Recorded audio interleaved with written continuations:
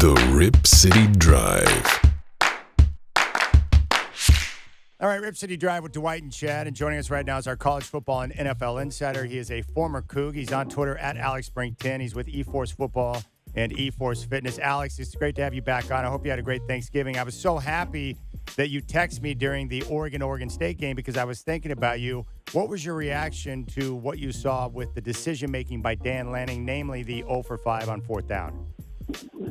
Yeah, I mean, obviously it's easy. Hindsight's 20/20 for sure. But I felt like, and it's similar to that UW game. It just felt like those decisions, were not smart in the moment. And look, I don't know whether it's analytics or what gut feel or whatever it is. My take on the analytics conversation is, one, there's not enough data going back far enough for you to have a true metrics on the analytics of going forward on fourth down. And two, you got to still understand the flow of the game because not all situations and all games are created equal. For instance, you don't go for it when you're backed up in a rivalry game and you've got a chance at the Pac-12 championship on the line, you punt it away. And I just thought that it was a little too aggressive and probably didn't give Oregon State's defense enough credit. Okay, let me ask you this now about the ultimate outcome, Alex. The Beavers win this game, and I'm wondering, have they progressed to the extent that they can really capitalize on this in recruiting, in fundraising, NIL, across the board? What's your feeling on what this does for Oregon State? One thing I've always been impressed with Oregon State is it feels like as they have had great seasons on whether it be football or baseball, even basketball to some degree, right? The athletic department always does a good job of leveling up to the next thing, right? They did that east side of the stadium expansion right after a couple 10-win seasons. They did the indoor practice facility when they had a lot of momentum. They're doing now the west side of the stadium. All those things go together to make Oregon State a player when it comes to the facilities arms race and some of the things that have happened in college football. And now with NIL, there's been talks recently, I think in the last, month or so about, a new collective that they have going, and they're very much on the forefront of some of these changes in college football. And I think Jonathan Smith is very smart and a very good football coach. So the on-field product is matching the off-field production of what's happening. And when that stuff comes together, it gives a place like Corvallis a chance to compete, at a high level. So, yeah, I mean, I think it's all coming together. There had been times I compared to Washington State where Washington State didn't capitalize, from a facility standpoint when they had on-field success, and with Bill Moose had to play catch-up, when he took over as the AD. And so, a program like Oregon State's done a good job staying in front of it, and now they could reap the benefits of a win like they just had in the Civil War and the Oregon State rivalry game, and then potentially, right, to go to a really high-quality bowl game. Hey, Alex, I know you've been impressed with what Trent Bray has done so far. Your thoughts on his job and the extension he received? Well, it's well-deserved. And, Trent Bray and I go back a long time. I have a bone to pick with him when he intercepted me when I was, I think, just a redshirt sophomore down in Corvallis. He was hiding in the line of scrimmage, and he popped out, and I didn't see him. So I have the utmost respect for Trent Bray, the defensive coordinator, but a lot of a lot of hate, so to speak, in my heart for him as a player. No, I think it's well deserved. He runs a really really disciplined defense. He makes the most out of what he has from a player perspective, and he coaches guys up in a way that they maximize their talent and their ability, and you see it on the field. I mean, he gave Washington problems, he gave Oregon problems, he gave Washington State problems. He makes everything hard for an offense on the field. Alex, I want to talk to you about Bo Nix for a moment. We were speculating yesterday that possibly with NIL being what it is today, that maybe if they scrape together enough money, they could bring him back, and maybe they could pay him more at Oregon than he would get as like a fourth-round pick in the NFL. Then today we wake up and we see a mock draft where he's the third quarterback taken, and I think it's like number 22 in the first round. What do you think about that?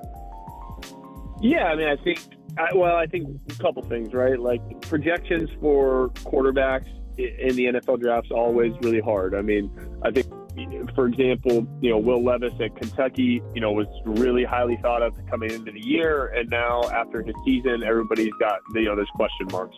Drake May at North Carolina wasn't as highly thought of. Now everybody feels like, boy, he's a really good player. The kind of guys at the top, the Bryce Youngs and TJ Strouds of the world, they are who we thought they were, and they're going to be in probably the first two guys taken. But, after that, yeah, I mean, there's conversation, of who those next guys are going to be. And you got to go back. Again, Bo Nix had such a bad rap from the situation at Auburn. You have to go back and remember that, Bo Nix was he was an Elite 11 quarterback, one of the most highly rated players, coming out of high school. That's why he landed at Auburn, was a true freshman starter. So he's got the pedigree, right? We all know about, his dad and all the things. Like, it should be no surprise that he maybe is considered that high. He's got that ability. He's got that talent.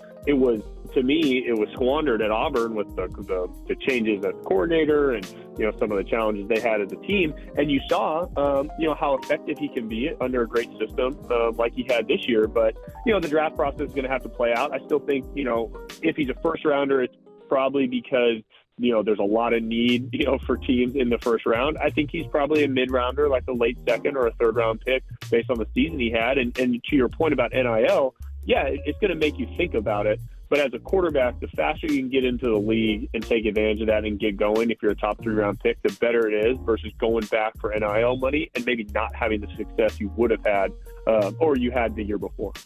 The other speculation, Alex, is that when he gets to the combine with his athleticism, he might show pretty well in that venue, don't you think? I think it's very true. He's a plus athlete. He's shown that this year.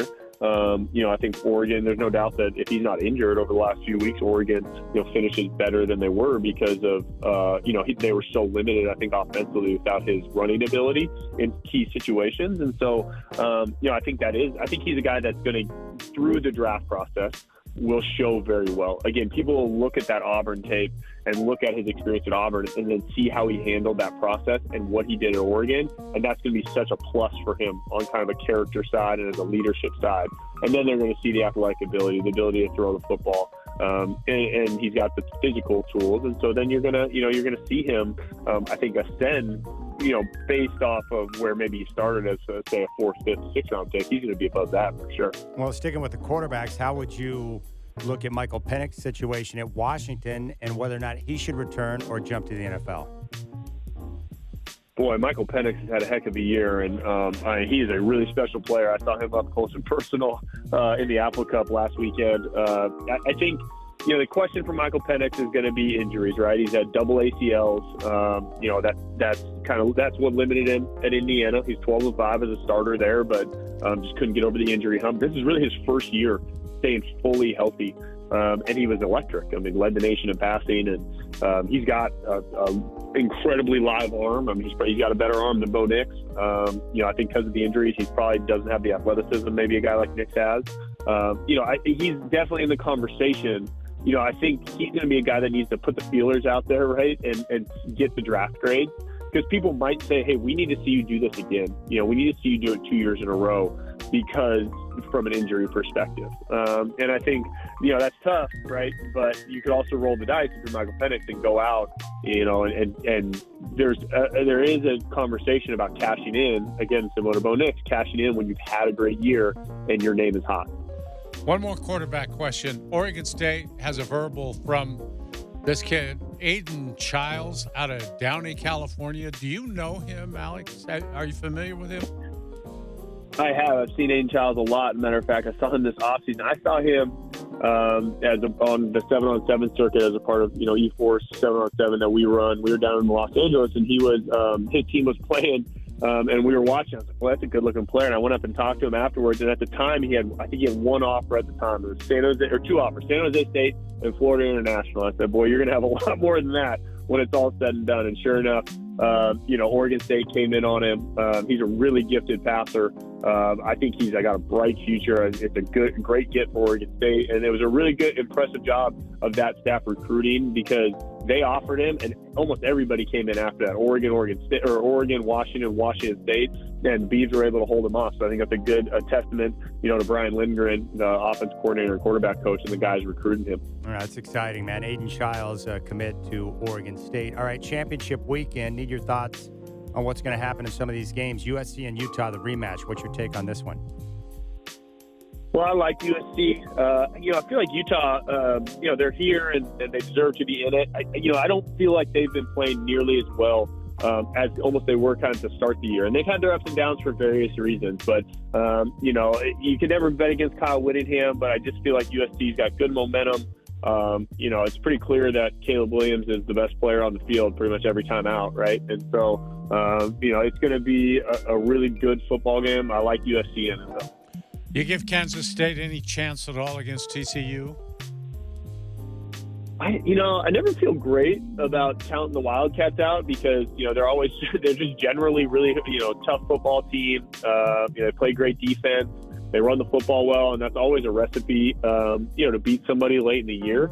But TCU, kind of, we talked about before, feels like this almost a team of destiny to some degree, and Max Duggan's really leading the charge. So, I like TCU. It's one of those games that if I wake up and Kansas State's won that game, I wouldn't be super surprised, and it'd probably be one where they bloodied the nose of the Horned Frogs a little bit. Hey, Alex, what are your thoughts on what Jim Harbaugh has done now at Michigan, back-to-back years where he's on the cusp of going to the playoff again?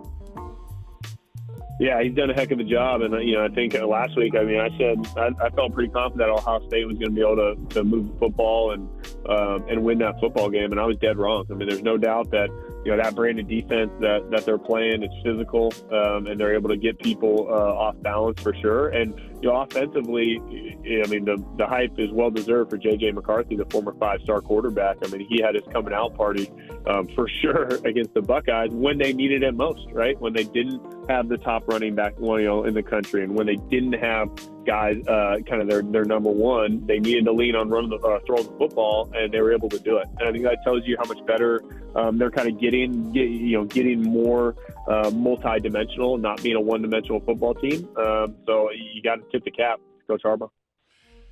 Just quickly, your take on this. If USC or TCU stubs its toe this week, who gets in there? Do you see Alabama maybe jumping over Ohio State, or who fills that fourth spot, you think?